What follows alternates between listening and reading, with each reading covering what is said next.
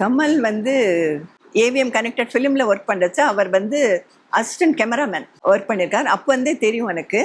அப்புறம் ஒரு மலையாள படத்தில் வந்து ஞான் நின்ன பிரேமிக்கணும்னு ஒரு மலையாள படம், அதில் நாங்கள் 2 பேரும் ஒர்க் பண்ணோம். ஓகே. அப்போ வந்து அந்த ப்ரொடியூசருக்கும் டைரக்டருக்கும் ஏதோ பிரச்சனை ஆயிடுத்து. என்னொரு கெஸ்ட் ஹவுஸில் ஷூட்டிங். அப்போ வந்து திடீர்னு வந்து அவர் சொன்னார், இங்கே நிலைமை சரியில்லை, நீங்கள் புறப்பட்டுடுங்க அப்படின்னு சொன்னார். என்னன்னா அந்த ப்ரொடியூசர் வந்து எல்லாரையும் அடிச்சு கலாட்டா பண்ணியிருக்கார். அது வந்து இப்போ ரீசெண்டாக ஒரு ஃபியூ இயர்ஸ், ஒரு 4-5 வருஷத்துக்கு முன்னாடி என்னுடைய டான்ஸ் ஸ்டூடெண்ட்டுடைய அம்மா வந்து, நீங்கள் இவர் கமல் தெரியும்னு சொல்றீங்களே, என்னை கொண்டு போய் எதுவும் எனக்கு ரொம்ப பிடிக்கும்னு சொன்னாங்க. சரின்னு சொல்லிட்டு நீங்களே கூட வரணும்னு சொன்னதுனால அழைச்சிட்டு போனேன்.